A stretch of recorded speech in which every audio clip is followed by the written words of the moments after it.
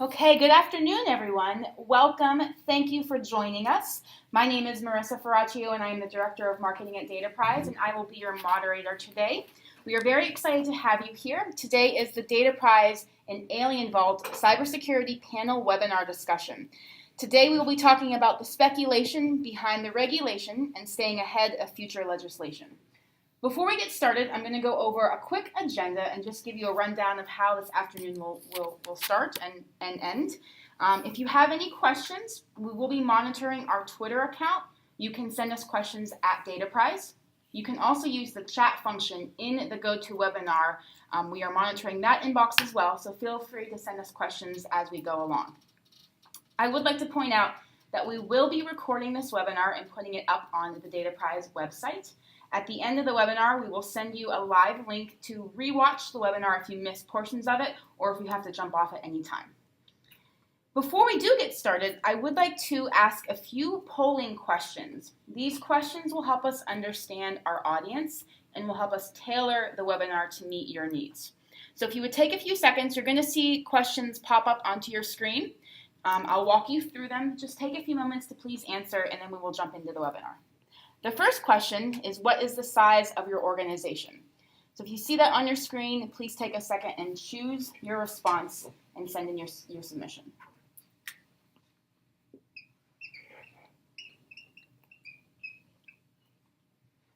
I'd also like to point out that these questions are anonymous. We will not know who is submitting them, and neither will anyone viewing the webinar. The next question, do you have documented information security procedures at your organization? Please take another moment to answer that question if you don't mind.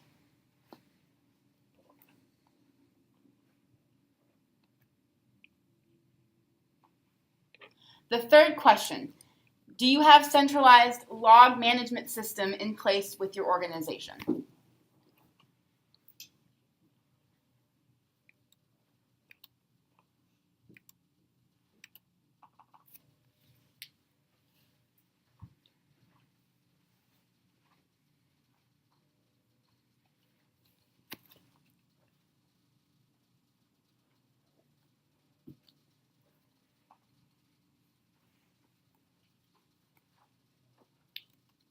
The fourth question, who manages the information security at your organization?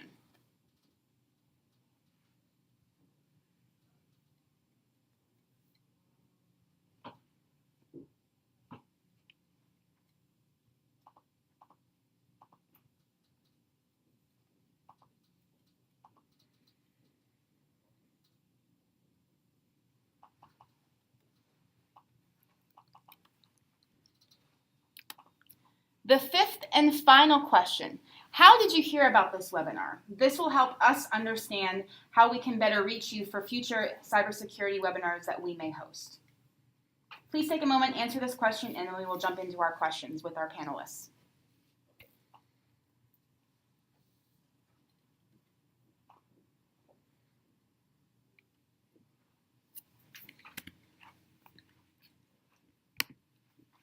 Thank you, everyone, for answering those questions. Now I would like to introduce our panelists. We're going to start with Tim Foley from Dataprise and then move to Garrett from AlienVault. Tim, do you want to take a moment and introduce yourself, please? Absolutely.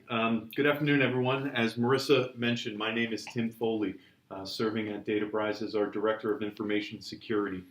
I've spent the last dozen or so years in the field of information security, previously with the Department of Defense before joining Dataprise about 8 years ago and getting into more of a consulting angle. And really, I take great pride in securing our clients and prospects and helping them build robust information security practices.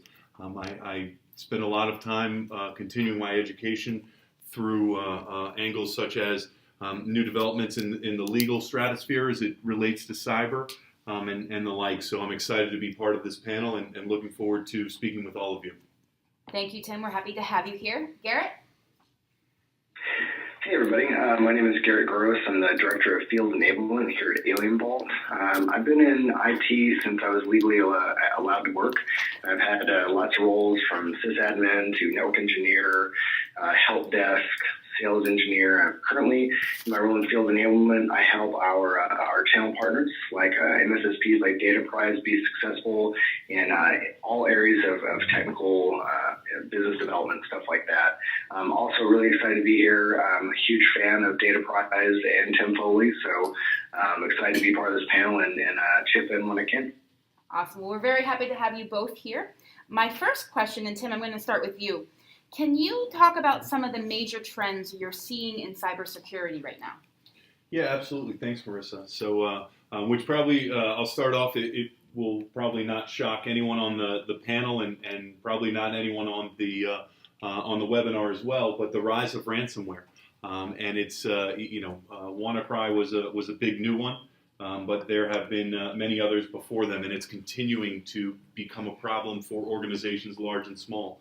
Also, the continuing sophistication of a lot of the phishing threats. And we look back to a couple months ago, the Google Docs phishing campaign, and that was the first really coordinated phishing campaign that I've ever seen. And it caused a lot of damage, and it did it very quickly. And they knew they had a very small window before Google got on top of it and started putting out their own public service announcements and getting the word out. And it was a very coordinated attack. So I think we can expect that to continue from that standpoint. The other thing that I think really goes right along with that in terms of a major trend is finally we're starting to see investments. So the education is starting to get there slowly but surely, but it's still not enough. Cybercrime in 2016 cost organizations $600 billion, and this is a statistic from Cybersecurity Ventures.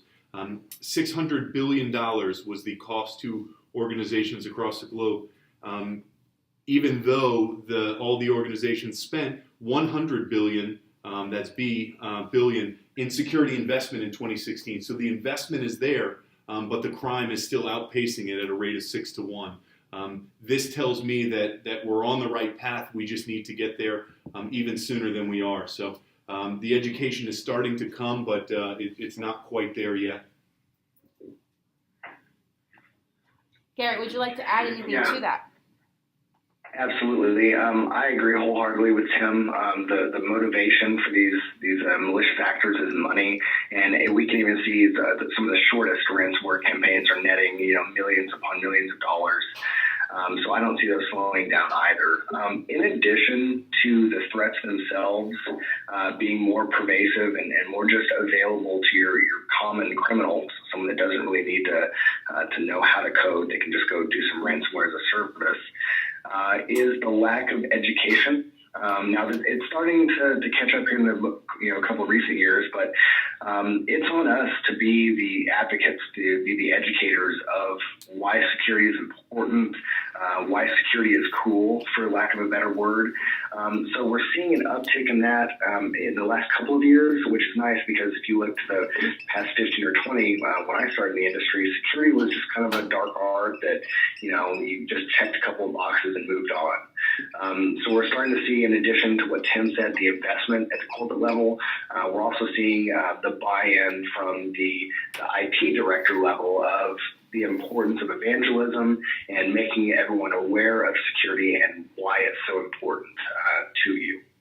So I like what you mentioned regarding education, which is why we're having this webinar, is to help educate those listening what the importance of cybersecurity is and information security. And you also kind of start talking about trends a little bit. So regarding trends, there's a lot out there on social media, and people are still being educated themselves about social media and how to use it properly. So Garrett, can you talk about the role social media is playing in the proliferation of attacks and breaches and kind of the trends that you're seeing? Sure. So, there's definitely good and bad. I'll take the good part and let Tim go over the bad aspects of social media. With social media, we're getting a lot of exposure of the threats that are out there. You saw that the Turley Group was using Instagram as a method to communicate with the command and control servers using some messages encoded in regex, which is pretty cool. But the pervasiveness of Instagram actually allowed us in the threat research community to spot this quicker. I mean, that was a pretty tricky example, but again, just that ubiquitous read-only access allows us to see that type of information. Also, just from a sharing perspective, things like the AlienVault Open Threat Exchange, which is, you can kind of think of that as Reddit or Twitter for threat data, that allows us, and not just us at AlienVault Labs, not just the pros at Dataprise, but folks that are on the webinar, you're able to share your threat intelligence with the world. And if other folks in the community lend some credence to your research, you get more attribution or more confidence that your research is sound, and you can share that with the world. If you don't want to share that with the world, you have the ability to share that within private groups. So those of you that are in defense or the finance space, you're still able to get this information out, because here's the deal. If you get attacked, I mean, that's unfortunate, but you've been attacked. Let's mitigate it. Let's let Tim and Dataprise figure out what to do next. But while you're kind of gathering your evidence, you can publish that evidence out on something like Open Threat Exchange or in a common shared format like Stix or Taxi, and then that intelligence can be ingested by other professionals that'll just help them bolster their defenses. So while it's unfortunate that you may have been a victim of cybercrime, you can share this with your industry or your community, which just better prepares everyone else to spot and thwart these type of threats. Yeah, the age-old adage, it takes a village, and from a defense standpoint, the attackers are sharing their information to stay ahead of the defense capabilities. So we, as the good guys, should be doing the same thing. And although, as Garrett said, it might have been you this time, it might not be you next time. And sharing that information is a great way for us to really keep up with the trends in what the bad guys are doing. So Garrett got the good side of it. I'll talk about some of the downsides of social media. And really, we've seen from a botnet perspective, so a quick botnet for those of you who are unfamiliar, it basically is a piece of code that can turn computers or devices into a waiting zombie that will ultimately perform whatever actions it's instructed to perform. So one of the ways that they're using social media is by directing these bots to Twitter accounts. And then whatever is posted on the Twitter account will have commands to unleash this botnet army. It sounds like science fiction, and I promise I'm not making this up. It's a new tactic because it's a centralized control point using something that many of us use every day in the form of Twitter and Twitter feeds. The other thing that I think social media is being used for is social engineering tactics, whether it's your LinkedIn profile, whether it's a leadership page on your website, whether it's your Facebook page.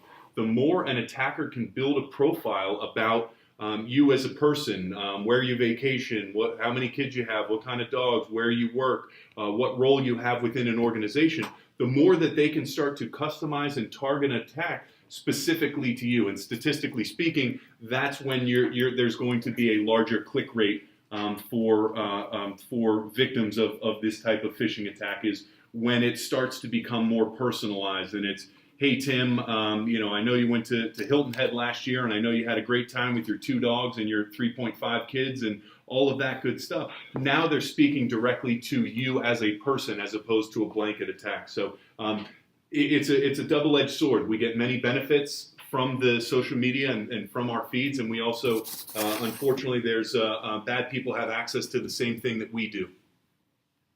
So earlier on, Garrett, just to piggyback off of what you've been saying, you were talking about threat intelligence. Can you expand upon what you mean by threat intelligence and maybe how AlienVault gets their threat intelligence?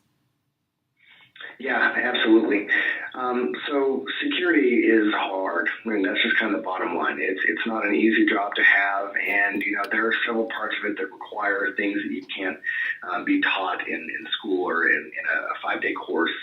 One of those is the ability to generate threat intelligence.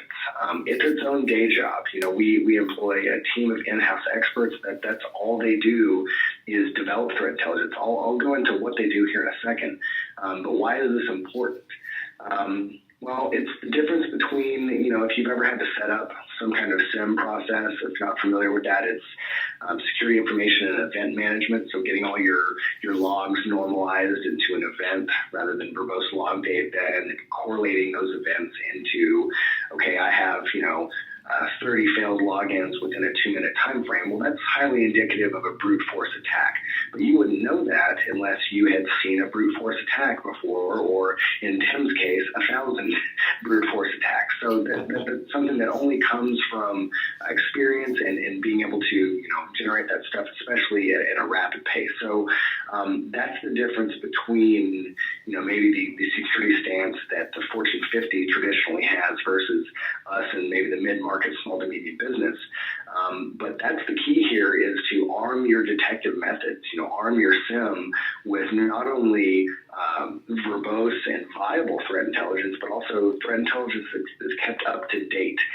Because, the only thing worse than not having the intelligence is having bad intelligence and having that produce false positives, which can, kind of leave you calloused to some alerts, or fatigued on some false positives. So it's very important to keep that stuff up to date. And unfortunately, with a lot of technologies that we use to deliver these services, the curation of that data is not part of it. But that is something that we are very proud of and work fastidiously to, is to keep that information relevant and current. The way that we do that is every day we're deploying honeypots, which are intentionally vulnerable machines that we want people to attack so we can collect telemetry.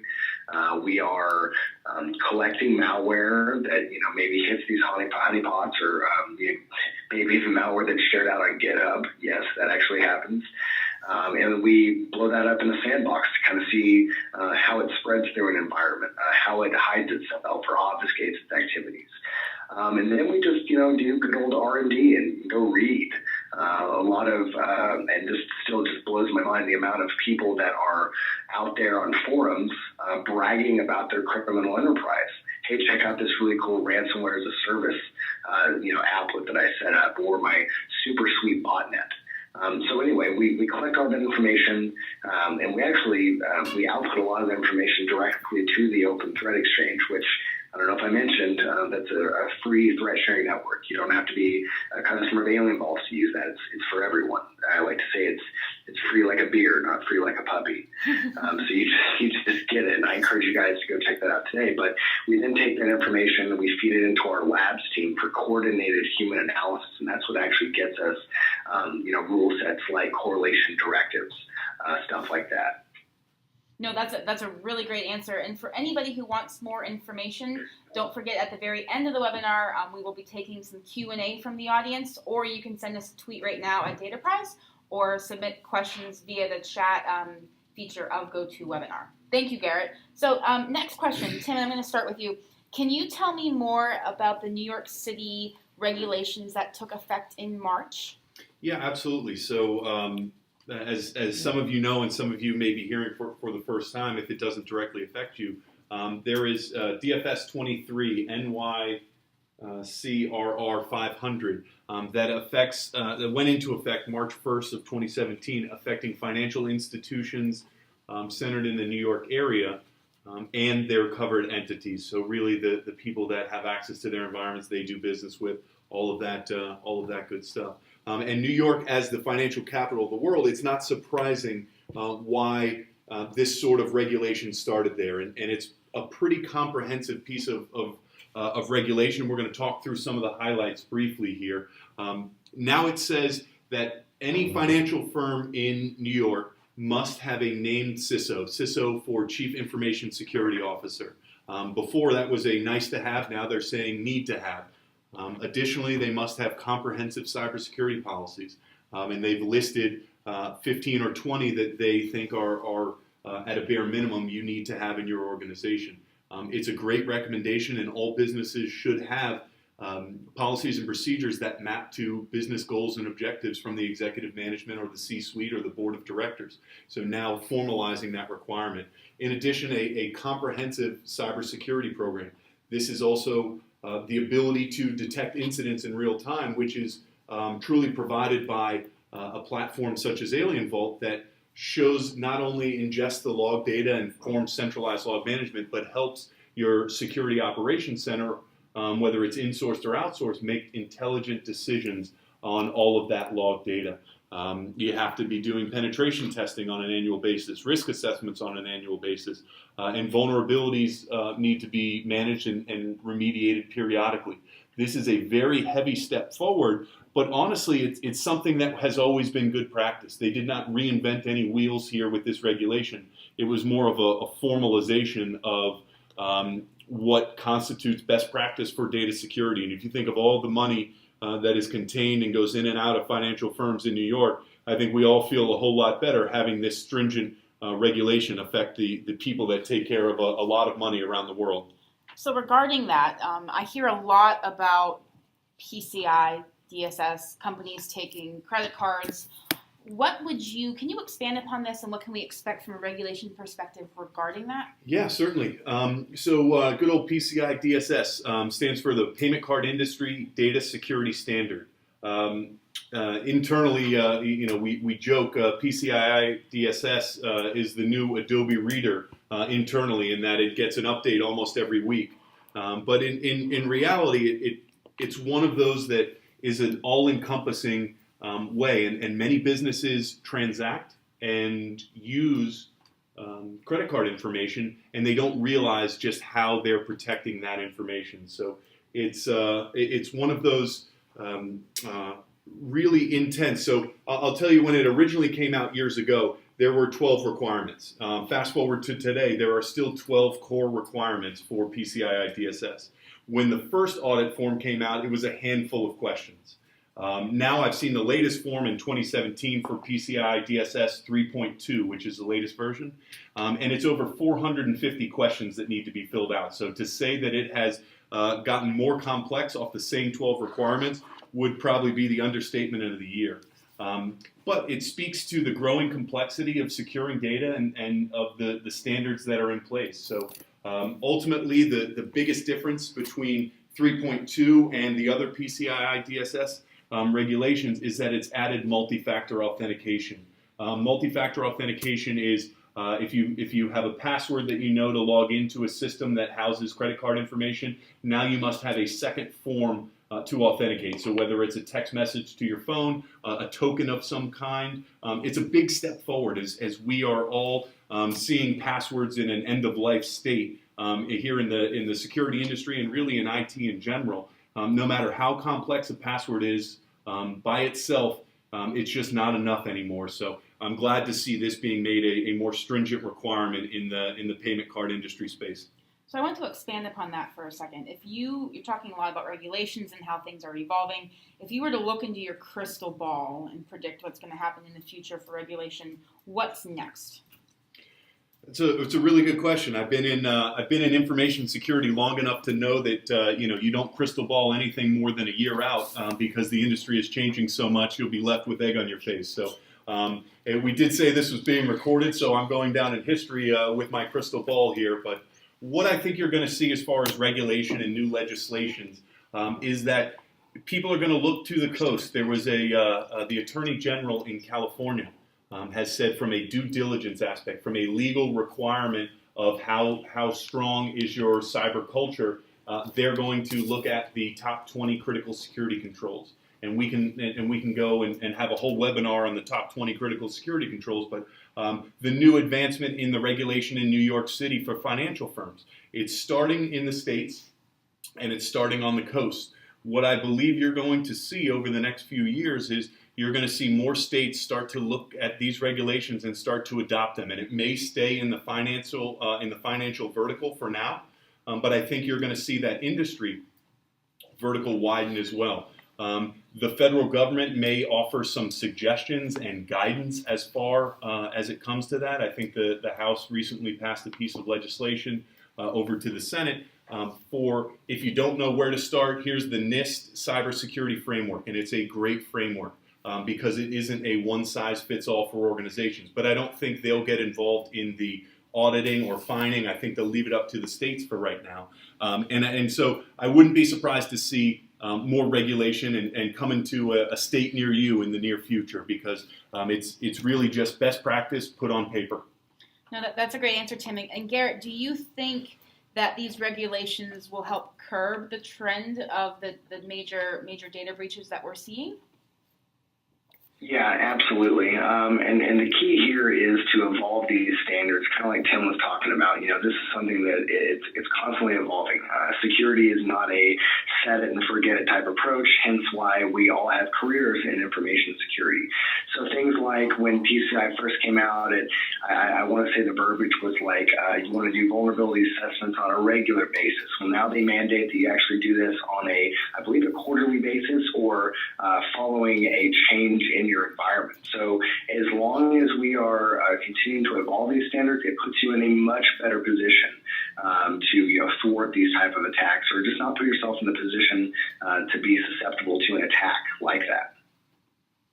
That's a great answer. And if anybody has any additional questions to what Tim and Garrett was responding to, please make sure to send us a chat or tweet us at Dataprise, and we will answer them at the end of the webinar.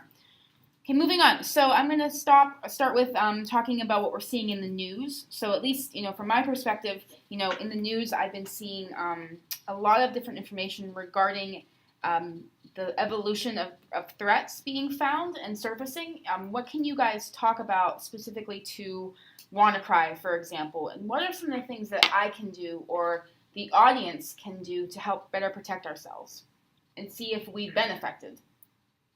Yeah, so one of the problems with ransomware is that more often than not, you don't know that you're affected until you get that nice splash screen that says, I think WannaCry said, oops, your files have been affected. It was real coy and just, I didn't know that happened.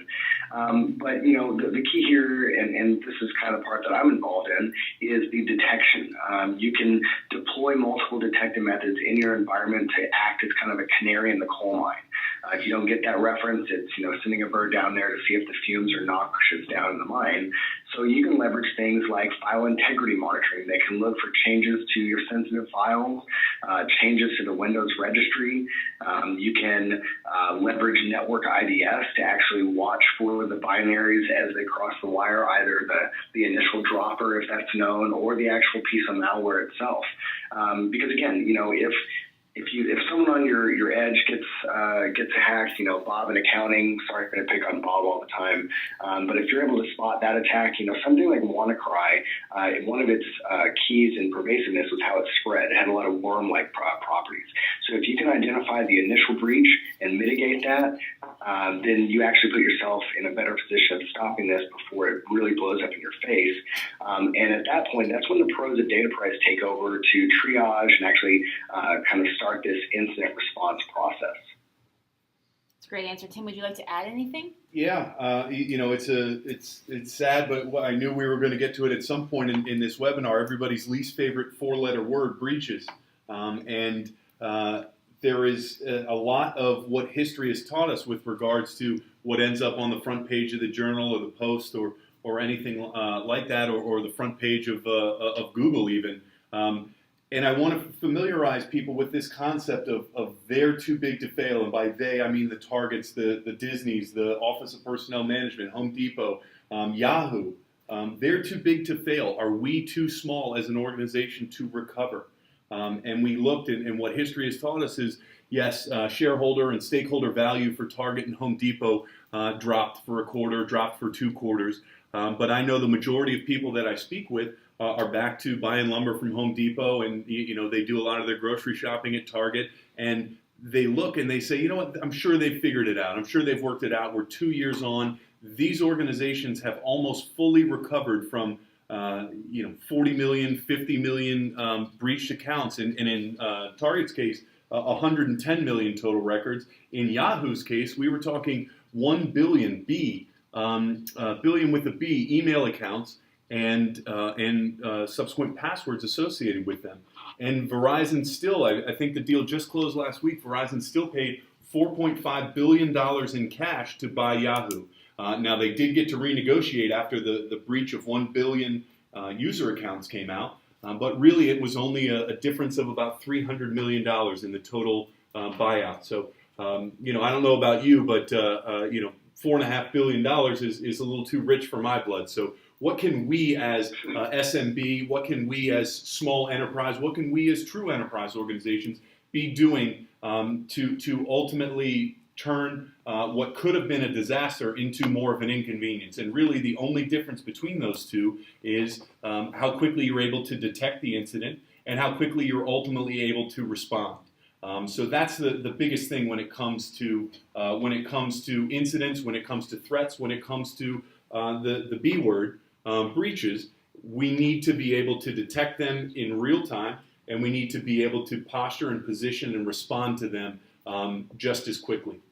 So Tim, you threw out a lot of big numbers there, right? So if we were to talk in a practical sense for SMBs and different organizations, what are some practical and simple steps that organizations can take right now to help protect themselves and their organization?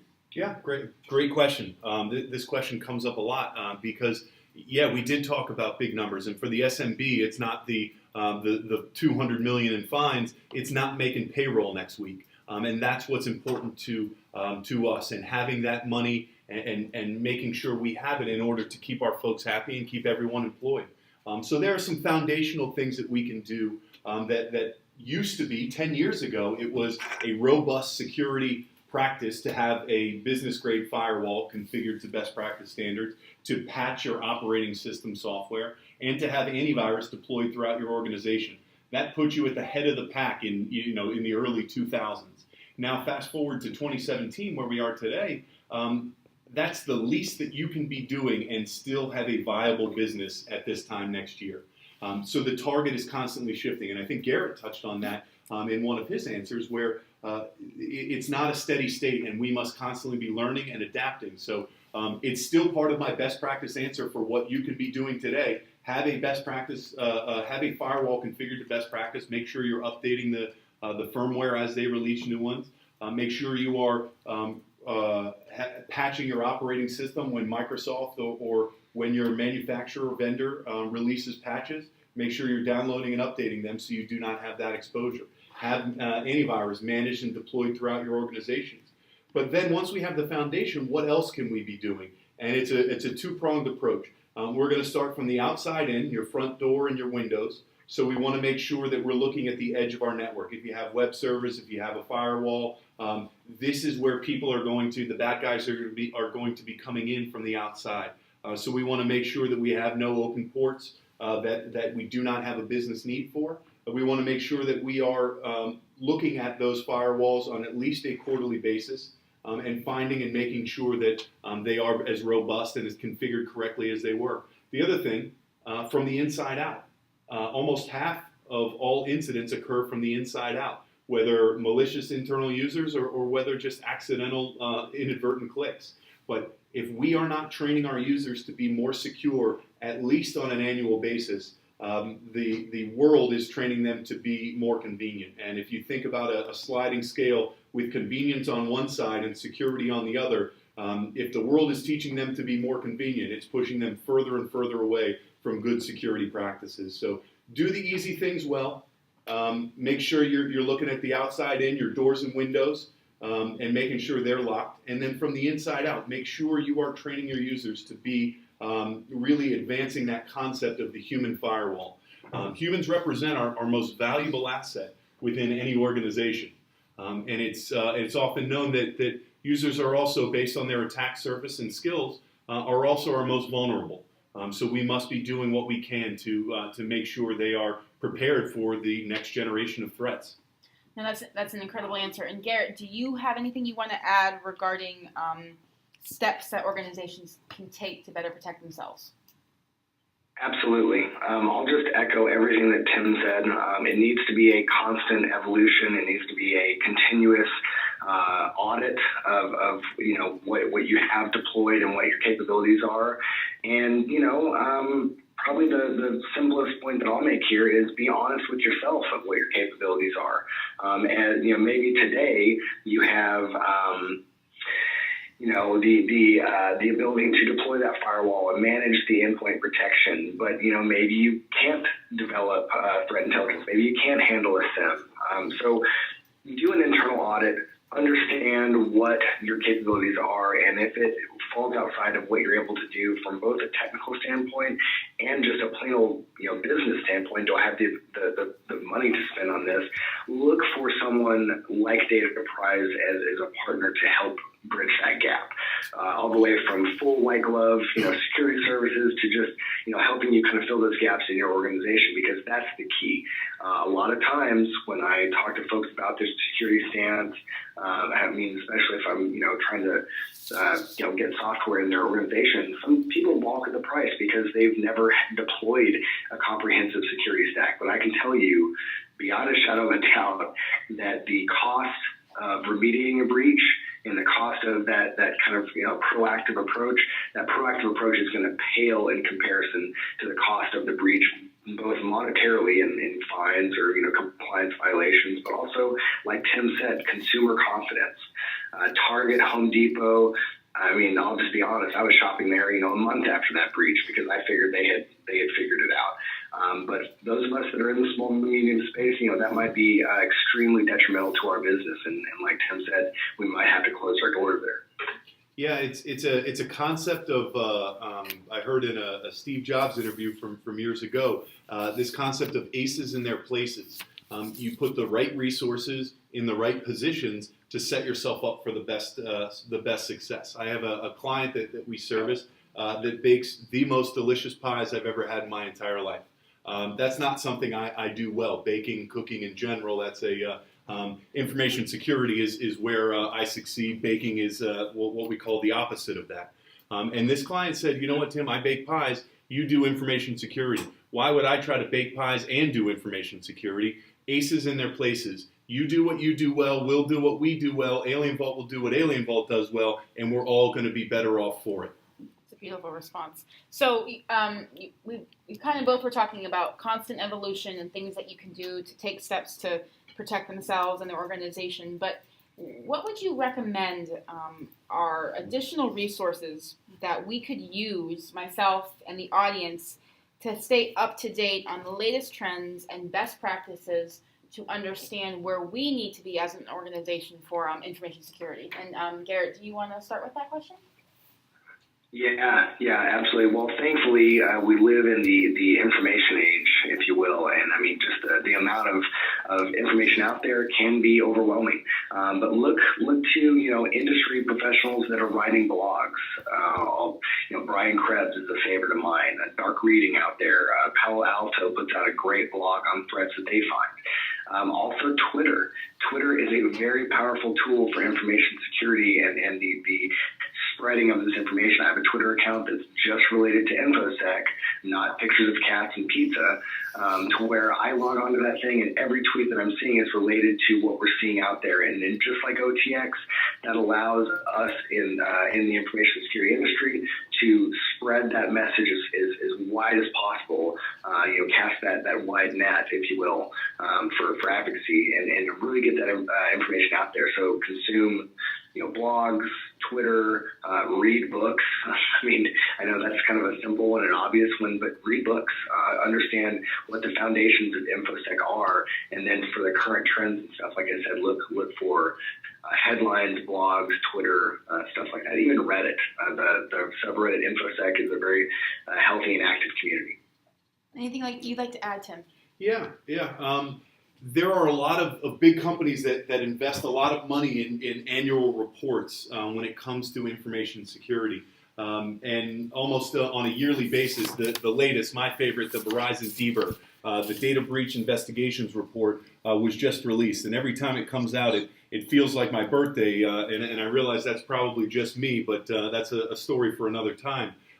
This report is so chock full of all the incidents, how they were defended, what happened. It's in their 10th year, covering over 42,000 security incidents and almost 2,000 confirmed breaches.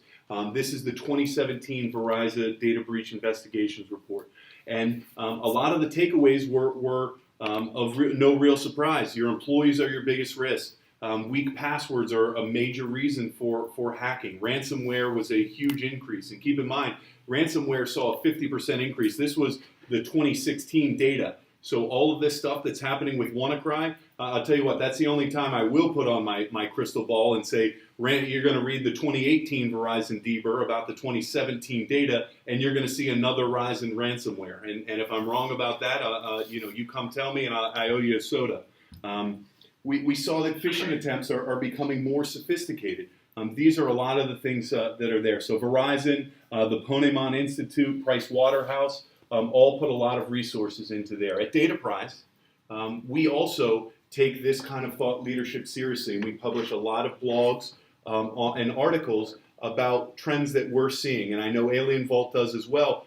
So one thing that I'll do is check out the AlienVault blogs page, and I know Garrett reads the Dataprise blog page just to help us understand the climate from the other person's perspective. So those are always good ones. I also go to the SANS tip of the day. It's a simple, easy 1 or 2 sentence takeaway for it's a user awareness tip of the day, and that's put out by SANS. At the end of the day, anything that you are doing to be more knowledgeable about information security, you don't have to become Garrett or Tim Foley. That's not everybody's goal.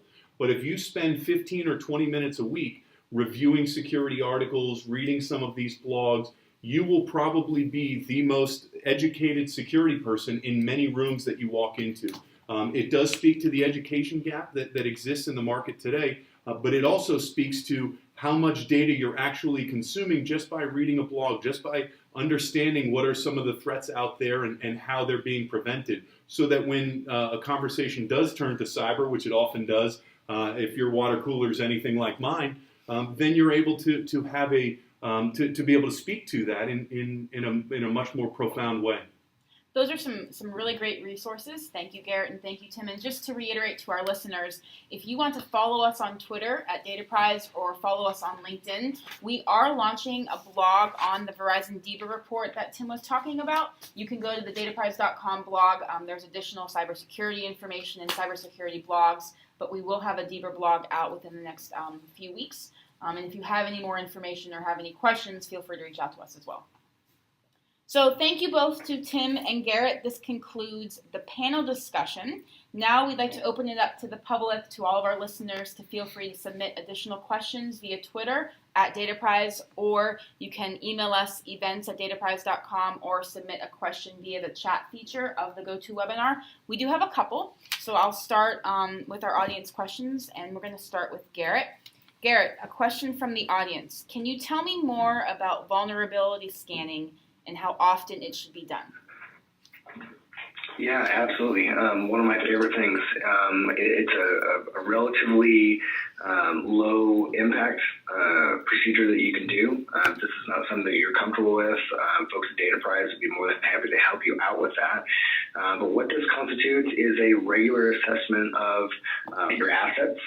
So, vulnerability assessment to me kind of includes both asset management and the actual, vulnerability test that we run.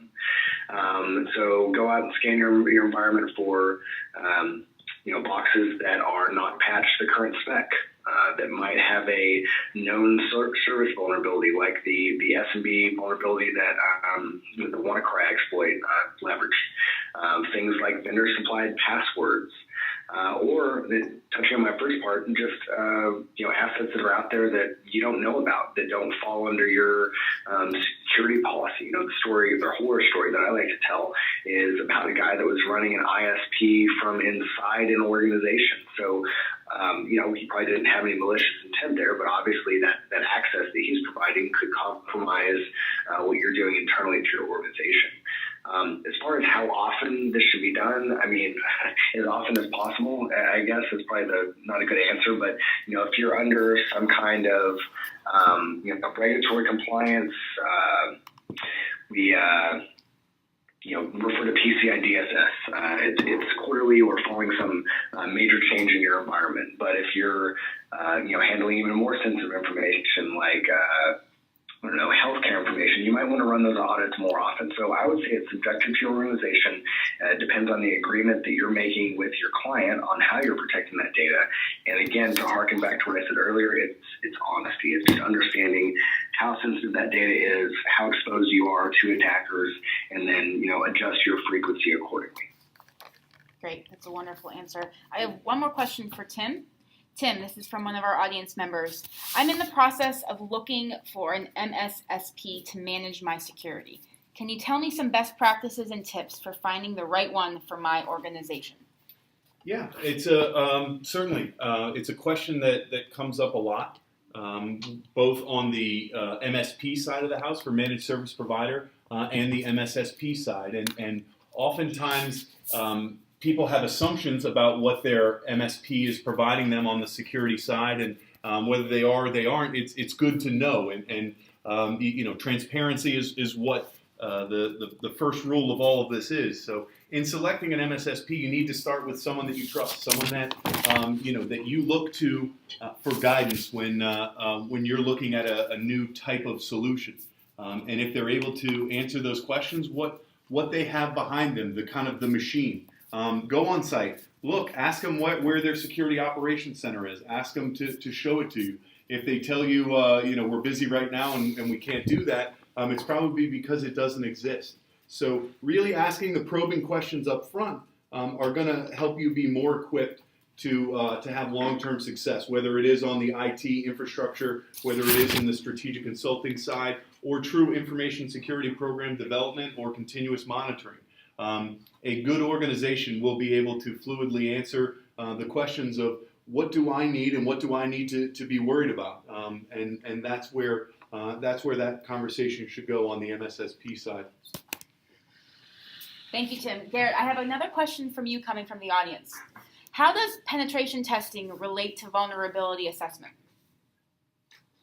Okay, yeah, we get that question a lot. So penetration testing is part of a vulnerability assessment. It's more of a more aggressive degree. So if you are running a full-on penetration assessment, that's going to include both I guess the software part, but also the hardware part, meaning I'm going to try and physically breach your organization. I'm going to try and pose as a delivery guy to go and actually get into your server room and start collecting information, see if I can plug into the network and actually get access.